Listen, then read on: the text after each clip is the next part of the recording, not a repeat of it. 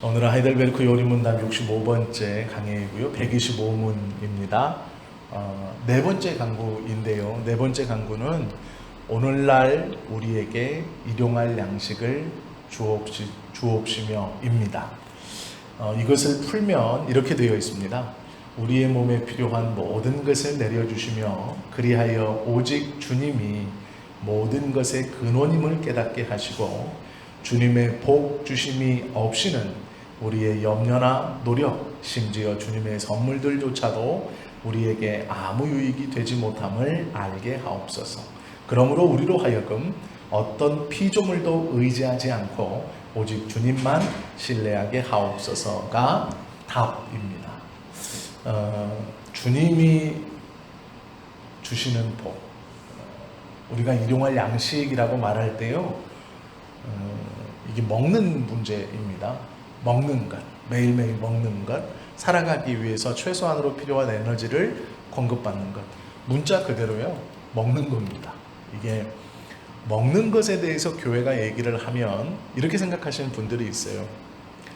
그것은 우리가 어느 정도 할 줄 알고 있기 때문에 좀 교회는 고상한 것, 영적인 것, 그런 것을 가르쳐 줘야지. 먹는 것을 가지고 말하면 좀 너무 저속하고 현세적이지 않습니까? 이렇게 물을 수 있어요. 그런데 그렇지 않습니다. 여기서 눈여겨봐야 할 두 단어가 있습니다. 첫 번째는 오늘날, 그리고 두 번째 단어는 일용할. 오늘날이라는 건 매일매일입니다. 그리고 일용할이라는 건 먹는 모든 것을 뜻하는 것이죠. 즉 매일매일 우리가 먹는 모든 것, 그것을 성경은 말씀하고 있는데요. 특별히 이것은요, 예수님께서 제자들에게 하나님께 기도할 때 이렇게 기도하라고 가르쳐 주신 기도문이라는 것이 중요합니다. 그러면 우리가 앞에서 하나님의 이름, 하나님의 나라, 하나님의 뜻, 그것이 이루어지기를 원합니다 라고 먼저 기도하라고 예수님이 가르쳐 주셨어요.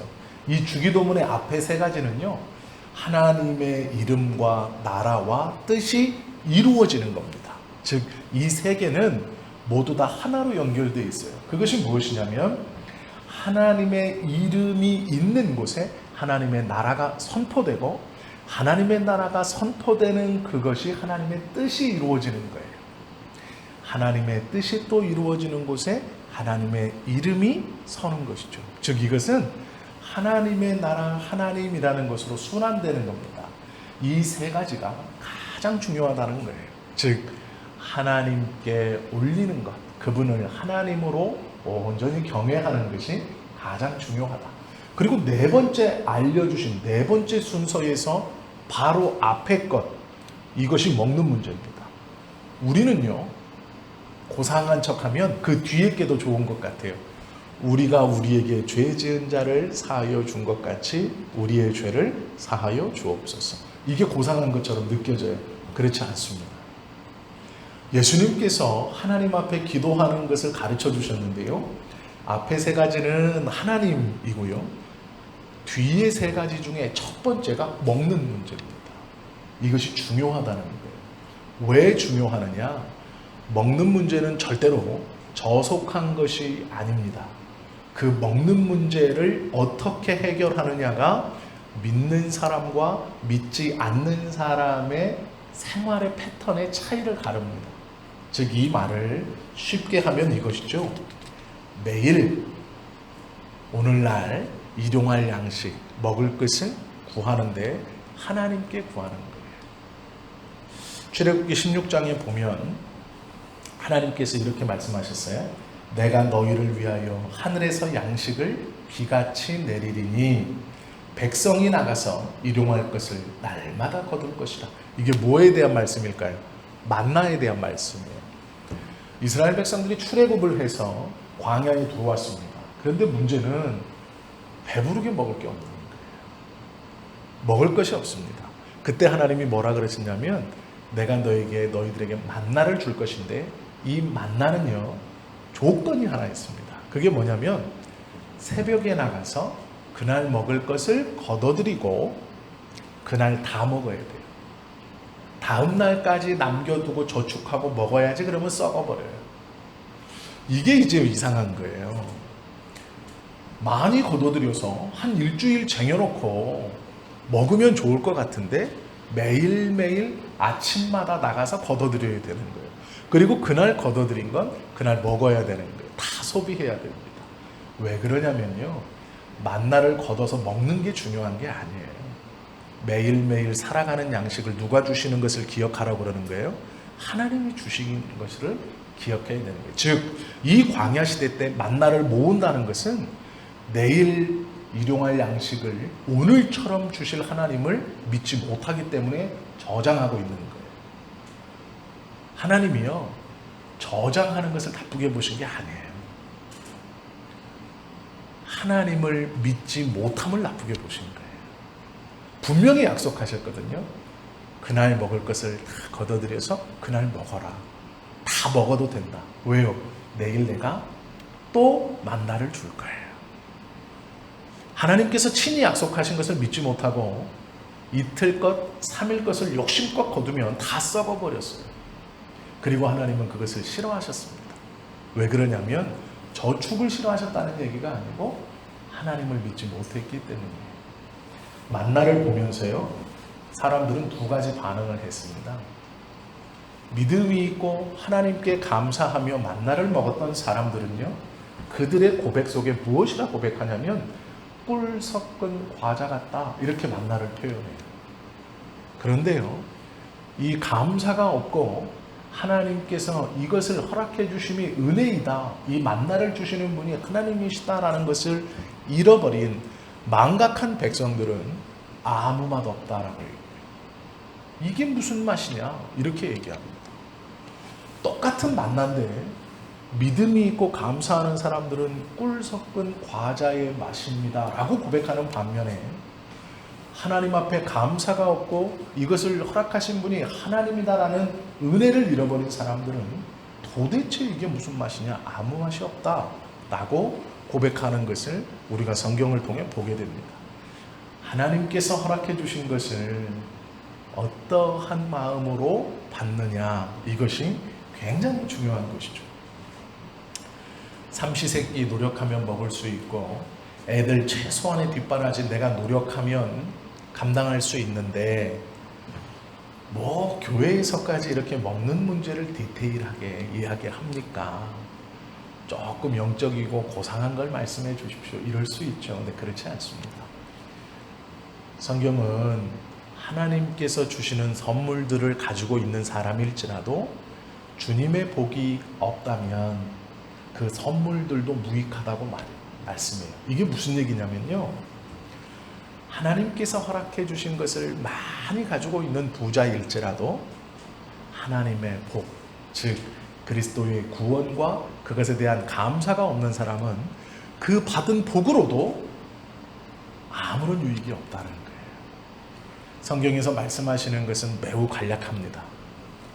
매일 식량을 먹을 것을 주는 것, 그분이 누구냐? 하나님이시다. 그리고 그분을 믿고 감사하며 살아라 라는 것인데요, 중요한 것은 내가 부해지고 내가 가난해지고가 중요한 게 아니고요, 내가 부한 것을 통하여 나와 하나님이 어떠한 관계에 있느냐, 내가 가난해지는 것을 통하여 나와 하나님이 어떠한 관계에 있느냐, 그것을 바로 세운다면 부함도 유익이 될 수 있고 가난함도 유익이 될 수 있다는 거예요. 부하기는 하지만 하나님과의 관계를 망각해버리는 사람은 그 부함으로 인하여 오히려 더 그의 삶이 하나님을 잃어버리는 좋지 않은 삶을 살아가게 된다라는 것이죠. 주님의 복, 우리가 받고 싶어 하는 거예요. 머릿속에 지금 떠오르시는 모든 것들이 그 주님의 복입니다. 주님의 복, 건강도 될 수 있고 경제적인 것도 될 수 있고 출세도 될 수 있어요. 자녀의 형통도 될 수 있고 가족의 화목도 될 수 있습니다. 그런데 이것이 하나님과의 나와의 관계, 즉 예수 그리스도와 나와의 관계에서 아무런 유익이 되지 못한다면 설사 하나님이 주신 복까지도 무익하다, 이렇게 말씀하고 있는 거예요. 우리가 일용할 양식을 하나님께 구하는 것은 그 양식의 공급자가 하나님이시라는 거예요. 그걸 인정하는 겁니다. 그리고 저축하지 말라는 얘기가 절대 아닙니다. 그날 먹고 다 써라, 하나님이 채우신다, 전혀 그 얘기가 아니에요. 그렇게 살라는 얘기가 아닙니다. 그 얘기가 아니고요. 노후도 준비하고 저축도 하시고 대비도 하셔야 돼요. 그런데 그것의 원주인, 그것을 공급해 주시는 분이 하나님이시다라는 관계의 설정이 중요하다라고 말하는 겁니다. 예수님께서 일용할 양식을 하나님께 구해라 라는 것은 그 양식을 주시는 분이 하나님이고 그 양식을 통해 하나님과의 관계가 바르게 성립되기 때문에 중요하다고 말씀하시는 거예요. 호구의 문제, 먹고 사는 문제는요, 자유로운 사람이 없습니다. 모든 사람이 다 거기 매여 있어요. 그러면 그 매여 있는 그 하루하루의 삶을 통해 하나님과 나와의 관계가 어떠함이냐, 그것을 인지하고 살아가는 자가 중요한 신앙인인 것입니다. 그것에 치우쳐서, 그것에 치여서 하나님을 잊어버린다면 그건 무익하다라고 말씀하고 계신 거죠. 이것에 대한 극명한 대비가 오늘 우리가 보았던 잠언 30장에 있는 아굴의 기도와 시편 17편에 있는 악한 자의 소원이에요. 이것이 하나님께서 매일매일 주시는 양식, 우리가 그렇게도 원하는 경제적으로 먹고 마시는 것에 대한 문제에 대해 극명하게 보여줘요. 먼저는요, 아굴은 하나님 앞에 내 부요함이나 내 가난함에 상관없이 하나님과의 관계가 중요했습니다. 그래서 주시는 분이 하나님이시니까 그것에 주는 것, 받는 것에 연연하지 않고 관계에 연연하는 사람이에요. 아굴의 기도는 오늘 읽은 것처럼 이렇게 되어 있습니다.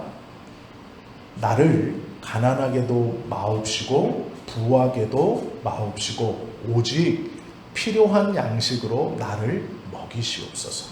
이유가 있습니다. 하나님, 나를 가난하게도 말아주세요. 너무 부하게도 말아주세요.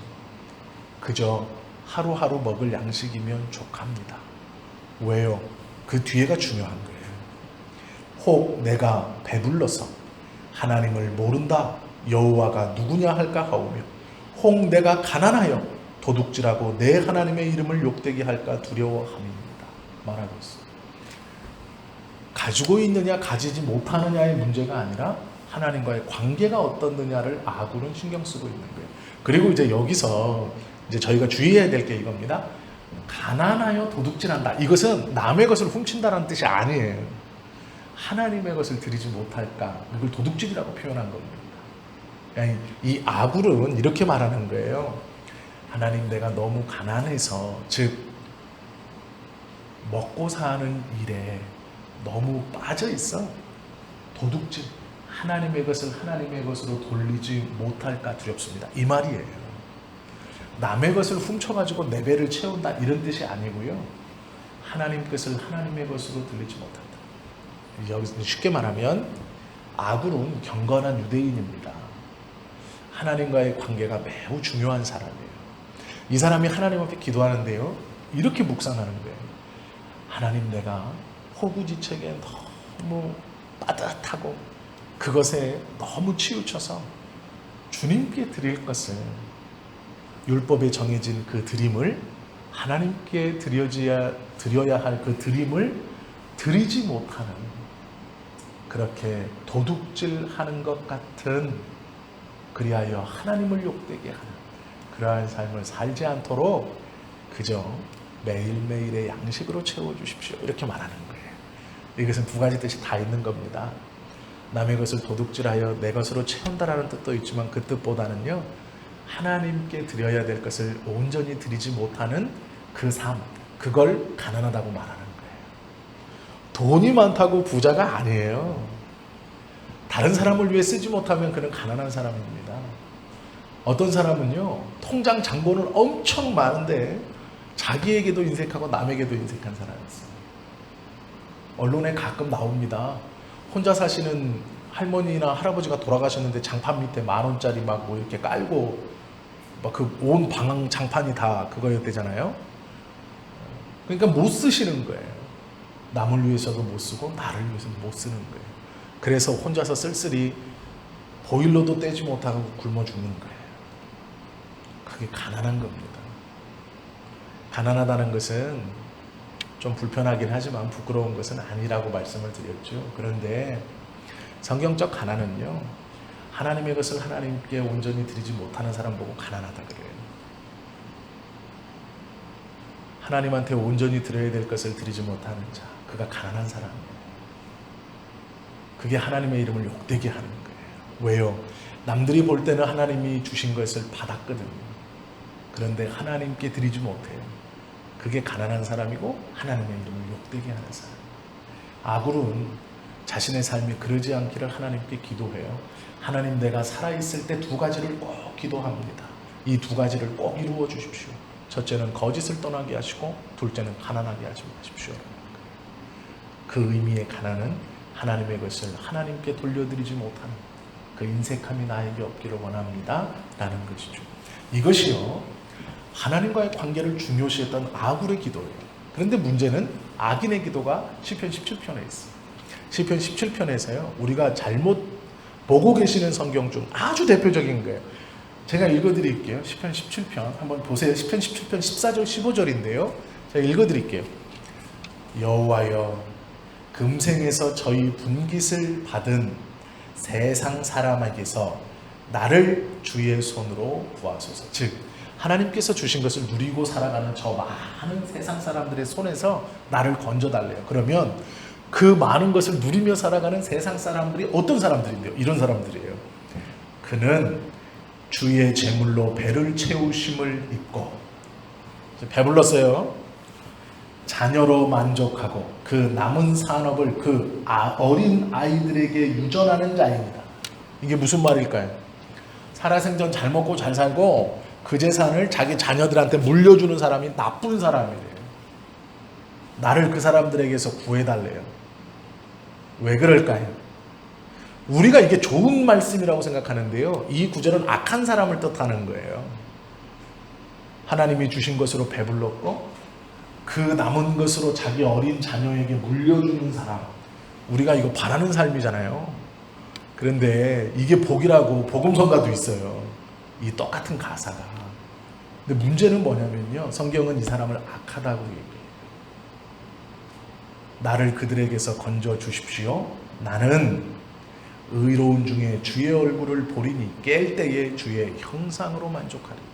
즉 하나님의 것을 주님과 이웃들에게 나누지 않고 내가 먹어 나 배부르고 내 자녀에게 그것을 온전히 물려주기를 기뻐하며만 살아가는 자, 하나님과의 관계는 관심이 없고 하나님께서 나누라는 이웃들과의 관심이 없고 오직 내 배가 부르고 그 남은 것으로 내 자식들에게만 물려주는 것을 기쁨으로 하는 자, 그 자가 악한 자라고 시편 17편은 얘기하고 있는 거예요.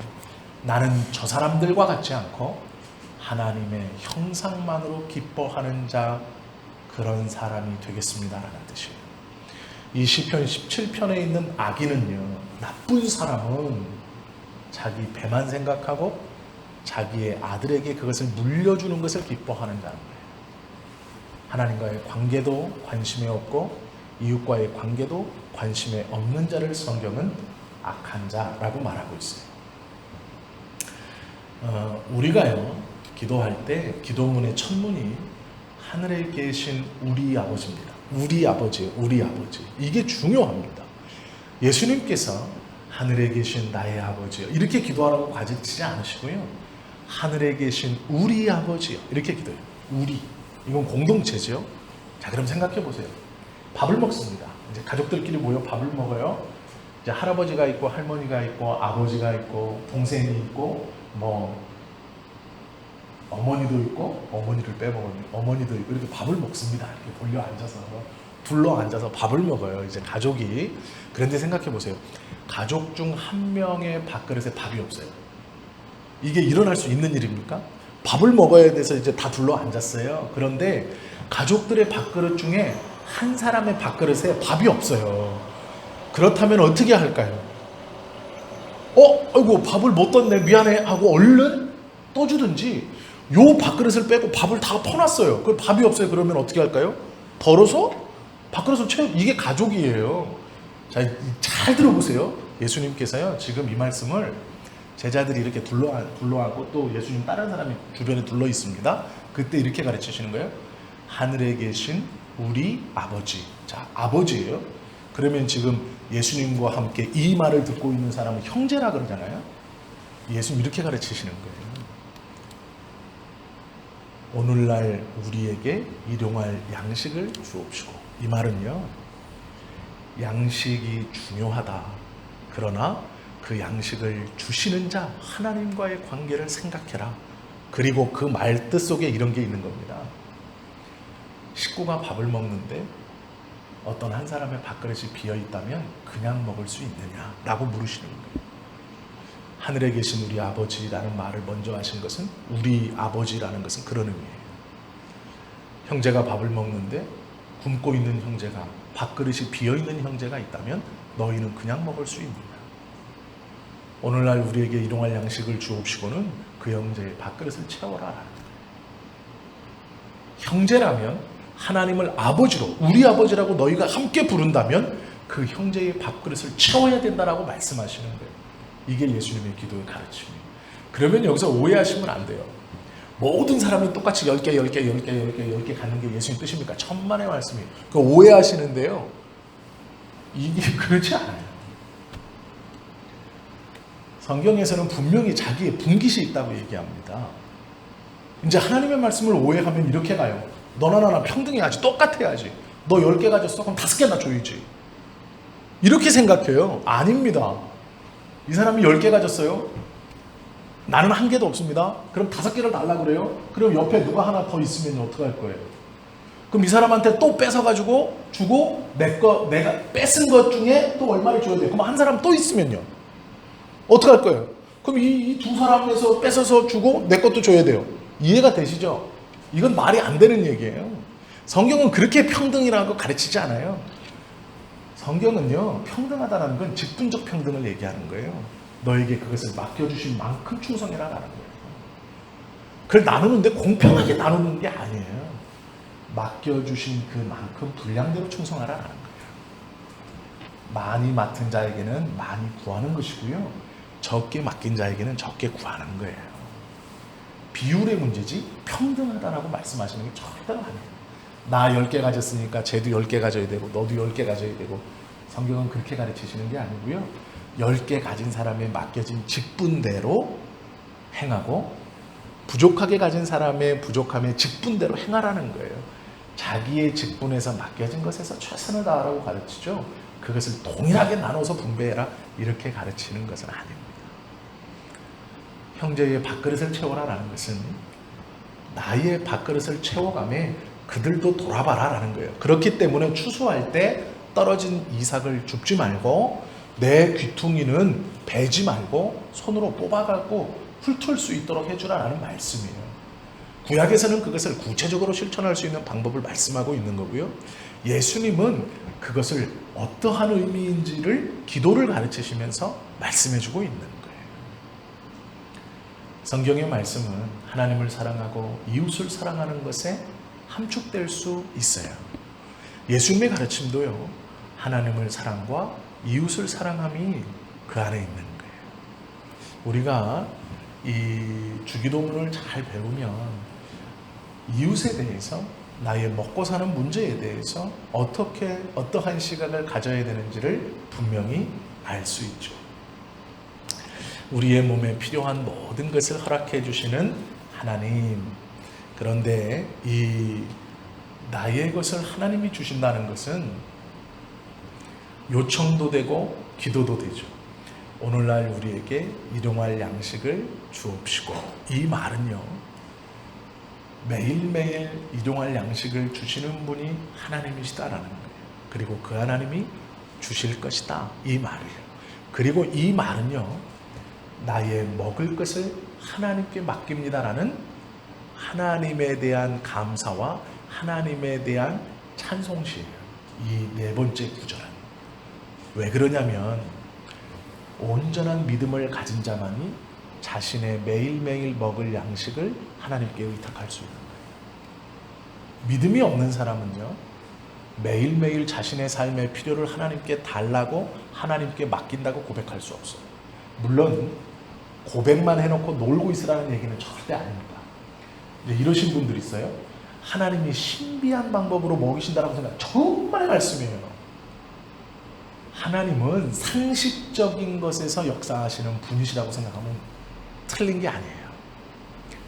내가 땀 흘리고 애쓰고 수고하면서 그 땀 흘리고 애쓰고 수고해서 얻은 것이 온전히 내 것이 되는 것이 하나님의 은혜예요.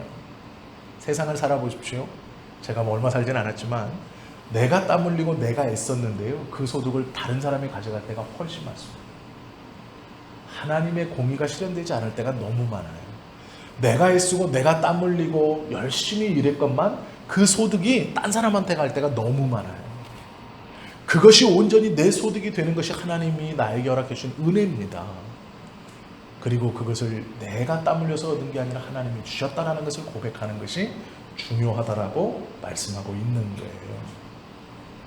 양식은 단순히 먹는 것을 의미하는 게 아니고요, 그 먹을 것을 주시는 분이 누구이냐, 그리고 그분을 온전히 신뢰해야 하나님께 그것을 구하고 맡길 수 있다는 거예요. 그 말씀이 네 번째 간구입니다. 즉 이것 또한 예수님께서 제자들에게 하나님과의 관계가 중요하다, 즉 앞에 하나님의 이름과 나라와 그분의 뜻이 이루어지는 것, 그것을 말씀하시고 뒤에도 그 하나님과의 관계에 가장 눈에 잘 보이고 우리의 삶에서 가장 밀접하게 연관되어 있는 먹고 마시는 문제에 대해서 하나님과의 관계가 어떻게 정립되느냐에 대한 말씀이시죠. 예수님께서 가르쳐 주신 기도는 하나님께서 우리에게 원하시는, 어쩌면 가장 모범적인 그러한 바램이신 것일 수도 있어요. 내가 아버지니 너희의 양식을 나에게 맡겨라. 하루하루 살아가는 것을 내게 맡겨라. 그리고 너는 나와의 관계성을 생각하며 최선을 다하며 살아라. 내가 그것을 채우겠다라고 말씀하시는 것이죠. 동일한 만나를 보고 믿음이 있고 감사가 넘칠 때의 그들의 고백은 꿀 섞은 과자 같은 맛이었어요. 그러나 이게 민수기에 가서 그 감사가 없어졌을 때 이게 도대체 무슨 맛이냐, 맛없는, 박한 맛없는 음식이라고 민수기에서 고백해요. 똑같은 만난데 출애굽기에서는 그것이 꿀 섞은 과자와 같은 맛이었다가 민수기에 가면 맛없는 박한 음식, 까끌까끌하고 잘 넘어가지 않는다, 이런 뜻이에요. 동일한 것을 가지고 그렇게 됩니다. 우리가요, 동일하게 하루하루를 삽니다. 그리고 하나님이 주시는 소득을 가지고 한 달을 살고 또 한 주를 살고 매일매일을 살죠. 믿음이 있는 사람은 그 매일매일의 삶의 모든 부분을 하나님께 맡길 겁니다. 서로 자기가 땀 흘렸다 하여도 그 땀 흘림의 정당한 소득이 자기에게 주어질 수 있음은 하나님의 은혜인 것을 깨달아야 돼요. 세상은요, 자기의 땀 흘린 것을 다른 사람이 걷어갈 때가 많아요. 아마 경험해 보셨을 겁니다. 그 소득이 나에게 온전히 오기란 결코 쉽지 않아요. 하나님께 맡긴다는 것은요, 내가 최선을 다해서 맡겨진 일을 감당하는 겁니다. 열심히 일하는 거예요. 땀 흘리는 겁니다. 그리고 그 땀 흘림의 소득이 온전히 나에게 올 수 있음을 감사하는 거예요. 땀 흘림의 소득이 나의 소득이 될 수 있다는 것을 하나님이 주셨다는 것을 고백하는 거예요. 그리고 그 일하면서 형제들을 생각해라 라는 거예요. 그리고 네가 받은 그만큼, 그 직분만큼 하나님 앞에 봉사해라 라고 말씀하시는 거예요. 예수님께서요, 오늘날 우리에게 이동할 양식을 주옵시고라는 것은 맡기고 부지런히 일하고 그 소득에 대해 감사하며 형제를 돌아봐라. 그리고 그것을 주시는 분과의 관계가 중요하다라고 말씀하시는 거예요. 그분이 하나님이신데 그분은 하나님의 이름과 하나님의 나라와 주님의 하나님의 뜻을 이루시는 하나님, 즉 우리의 아버지이시다라고 가르쳐 주시는 거예요. 일용할 양식은 매우 중요하죠. 하늘에 계신 우리 아버지가요, 우리의 일용할 양식을 아세요. 주실 겁니다. 그러면 우리는 기도하고 하루하루를 최선을 다해 사는 거예요. 그리고 그 최선을 다해 살아 얻은 그 소득이 하나님이 나에게 주시면 감사하는 거예요. 이게요, 이웃이 나를 도와주는 것도 그렇고요, 국가가 나에게 베푸는 복지도 마찬가지예요. 우리가 세상을 살면서 받는 것들을 하나님과 떼서 생각하면 절대로 안 됩니다. 이건 하나님이 주시는 게 아니라 국가가 나한테 주는 거지. 아니에요. 마르틴 루터가 소요리 문답에서요, 16문항에서 이렇게 말해요. 일용할 양식은 무엇입니까? 라고 마틴 루터가 묻거든요. 그리고 나서 성도들한테 뭐라고 가르치냐면 하나님이 우리에게 베풀어 주실 일용할 양식에 대해서 써놓거든요. 그런데 이렇게 써놔요. 제가 그대로 읽어드릴게요. 마르틴 루터가 이제 이 소요리 문답에서 이것을 강의한 거예요. 500년 전에 루터가 강의한 답은 이래요. 일용할 양식이란 몸과 영혼에 필요한 모든 것인데 먹는 것, 마시는 것, 옷, 신발, 집, 농장, 가축, 돈, 물건, 경건한 배우자, 경건한 자녀, 경건한 고용인, 건강하고 진실한 통치자, 좋은 정부, 좋은 날씨, 평화, 건강, 교육, 명예, 좋은 친구, 신용 있는 이웃 등과 같은 것입니다. 이렇게 써놨어요. 그러니까 루터가 이 소요리를 가르치면서 예수님이 우리에게 가르쳐 주신 하나님께 구해야 될 일용할 양식이 무엇입니까? 예, 옷과 신발도 들어가요. 좋은 통치자, 진실하고 경건한 통치자, 좋은 정부, 신용 있는 이웃, 경건한 배우자, 하나님을 섬길 줄 아는 자녀. 왜요? 내가 열심히 일해가지고 소득을 많이 얻었어요. 정확하게 하나님이 내 땀 흘린 만큼 주셨어요. 너무 감사하죠. 기쁨을 가지고 집에 왔는데 애가 말썽꾸러기예요. 기쁨을 가지고 집에 왔는데 배우자가 안 믿어요. 매일 핍박하는 거예요. 무슨 이게 평화가 있겠어요? 가정에서는 너무 좋은데 밖에만 나가면 소득이 없어요. 집에 돌아오면 무슨 평화가 있겠어요? 하나님이 우리에게 주시는 것은 모든 것이라는 거예요. 이웃들과 하물며 정부, 날씨까지도 하나님이 우리에게 허락해 주시는 좋은 것이다. 즉 모든 것이 하나님이 우리에게 허락해 주시는 일용할 양식 중 하나라는 거예요. 즉 우리가 국가에서 무엇인가를 받는다고요? 이건 하나님이 아니지. 아니에요. 하나님이 우리에게 좋은 국가를 허락해 주셨기 때문에 그곳에서 뭔가를 얻어내는 거예요. 좋은 이웃을 허락해 주셨기 때문에 도움을 받은 거예요. 좋은 배우자를 허락해 주셨고 좋은 자녀들을 주셨기 때문에 내가 그렇게 열심히 일할 수 있었던 거예요. 모든 것이 하나님이 주시는 일용할 양식입니다. 우리가요, 어떤 특정한 것이라고 한정짓지 마세요. 삶의 모든 것이 하나님이 주셔야 되는 일용할 양식이에요. 그것에 감사하는 겁니다. 그리고 그 모든 것을 하나님의 은혜로 알고 하나님을 찬양하고 더욱더 하나님과의 관계가 중요함을 알아가는 것이죠. 그것이 오늘날 우리에게 일용할 양식을 주옵시고라는 예수님의 가르침입니다. 바라고 원하기는 우리의 삶의 모든 부분에서 그 하나님께 감사하고 또 하나님께 맡기시고요, 최선을 다해서 땀 흘리며 일하실 때 하나님이 그 모든 좋은 것들로 채워주실 거예요. 그 복을 신실하게 누리고 또 이웃들에게도 부러움도 사시고 우리가 그 복을 누리며 사는 것을 보고 많은 이들이 하나님 앞에 돌아오는 신실한 도구가 되실 수 있는 저와 여러분 되시기를 예수님의 이름으로 축원합니다. 기도하시겠습니다.